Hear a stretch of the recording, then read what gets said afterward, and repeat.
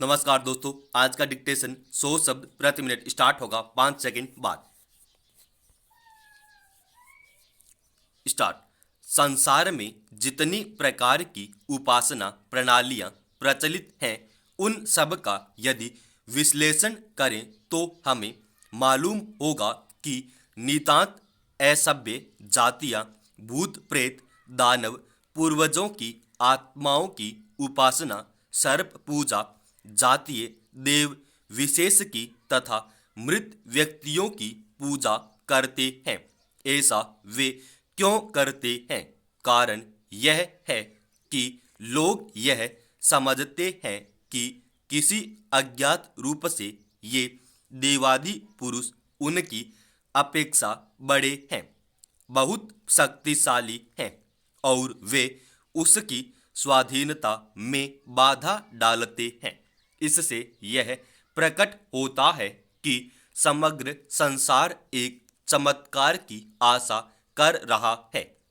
यह आशा हमें कभी नहीं छोड़ती और हम चाहे जितनी चेष्टा करें क्यों करें, हम सब केवल अद्भुत और चमत्कार की ओर दौड़ रहे हैं।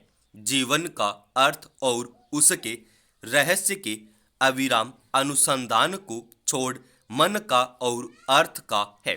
हम कहेंगे कि असभ्य लोग ही ऐसी बातों के पीछे दौड़ रहे हैं, परंतु फिर भी प्रश्न रहता है कि ऐसा क्यों है? यहूदी लोग भी एक चमत्कार की याचना कर रहे थे। केवल यहूदी ही क्यों, समग्र जगत ही हजारों वर्षों से ऐसी प्रत्याशा करता आ रहा है और समग्र जगत में सबके भीतर ही एक असंतोष का भाव दिखाई पड़ता है। इस असंतोष का अर्थ क्या है? इसका अर्थ यह है कि स्वाधीनता ही मानव का चरम लक्ष्य है। जब तक वह स्वाधीनता की प्राप्ति नहीं करता, तब तक किसी तरह भी उसका असंतोष दूर नहीं हो सकता। मनुष्य सर्वदा ही स्वाधीनता का अनुसंधान कर रहा है। मनुष्य का समग्र जीवन ही केवल इस स्वाधीनता प्राप्ति की चेष्टा है। शिशु जन्म ग्रहण करते ही नियम के विरुद्ध विद्रोही हो जाता है। उसकी पहली आवाज रुद्र की होती है, जो अपने बंधनों के प्रति उसका विरोध करता है। स्वाधीनता की यह आकांक्षा ही पूर्णतः स्वतंत्र एक सत्ता की भावना को जन्म देती है। ईश्वर की धारणा मनुष्य की प्रकृति का एक मूल उत्पादन है। वेदांत के अनुसार मानव मन की सर्वोच्च ईश्वर धारणा सच्चिदानंद है। हम बहुत दिनों से उसकी वाणी को दबाकर रखने की चेष्टा करते आए हैं। हम अपनी स्वाभाविक प्रकृति में बाधा डालने का प्रयास कर रहे हैं, यहाँ तक कि नरक का अस्तित्व भी इस बात को सिद्ध करता है कि हम जन्मजात विद्रोही हैं। हम जीवन के प्रथम तथ्य स्वयं जीवन के अंतर प्रवाह के विरुद्ध भी विद्रोह करते हैं और चिल्ला उठते हैं कि हमारे लिए कोई नियम नहीं हो सकता। जब तक हम प्रकृति की नियमावली को मानकर चलते हैं, तब तक हम यंत्र की तरह हैं। नियम का पालन ही मनुष्य की प्रकृति हो जाती है, परंतु जब हमारे भीतर प्रकृति का यह बंधन तोड़कर मुक्त होने की चेष्टा उत्पन्न होती है, तभी उच्च स्तर के जीवन का उन्मेष होना समझना चाहिए। यह मुक्ति ही आत्मा का गीत है। जैसे हम प्रकृति के अधीन हैं, प्रकृति के बंधन को किसी प्रकार काट नहीं सकते, वैसे ही स्वाधीनता का भाव भी हमारे भीतर सदा वर्तमान है। बंधन और मुक्ति, प्रकाश और छाया, शुभ और अशुभ सर्वत्र हैं।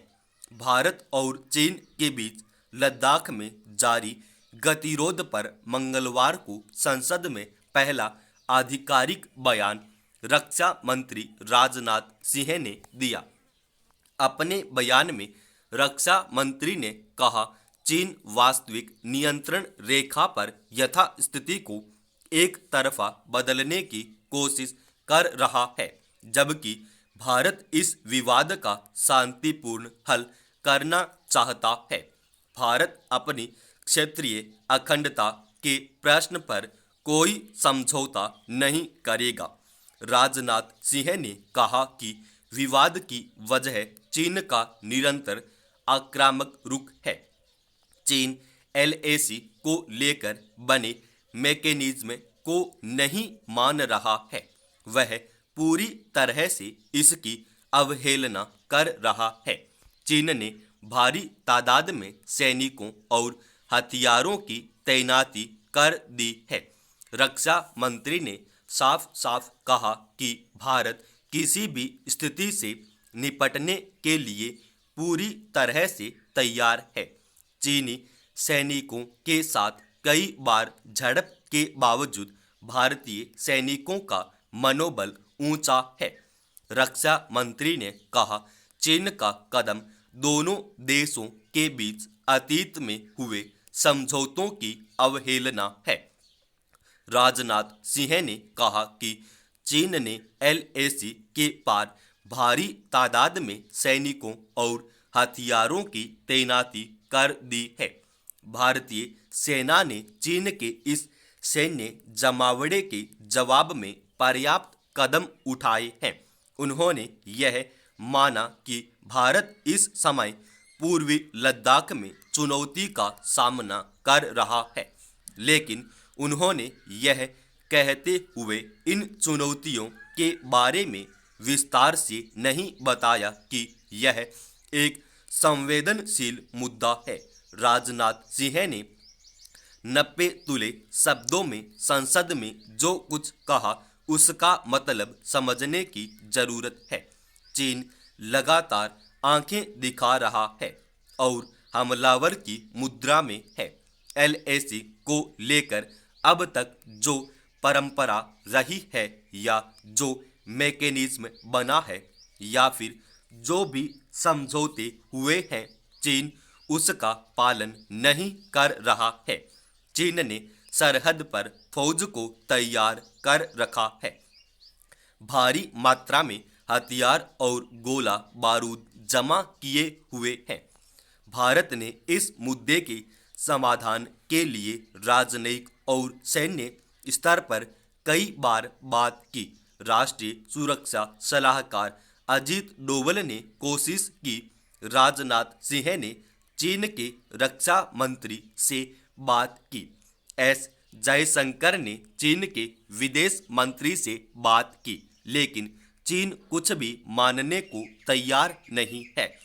मंगलवार को राजनाथ सिंह ने साफ साफ संकेत दिए कि चीन कोई बात सुनने को तैयार नहीं है, न किसी तर्क को मानने को तैयार है, न किसी समझौते को और न अपने वादे को। इसीलिए हमारी फौज ने भी बराबर की तैयारी की है। राजनाथ सिंह ने जो कहा उसका एक बड़ा मतलब ये है कि सीमा पर जंग के हालात से इनकार नहीं किया जा सकता। इसकी संभावना लगातार बनी हुई है, क्योंकि चीन कुछ भी मानने को तैयार नहीं है। कैसे हमारी थल सेना और वायु सेना लद्दाख में एलएसी के पास पूरी तरह से मुस्तैद है। चीन से लगी सरहद पर हमारी सेना की तैयारियां देखकर एहसास होता है कि हमारी फौज कितनी एडवांस प्लानिंग करती है, कितनी बहादुरी से, कितने साइंटिफिक तरीके से प्लानिंग की गई है और हमारी फौज कितनी सक्षम है। साथ ही इन तस्वीरों से ये भी समझ में आता है कि रक्षा मंत्री ने 16,000 फीट की ऊंचाई पर तैनात जवानों के सपोर्ट के लिए कितने बड़े पैमाने पर इंतजाम किए हैं। समाप्त।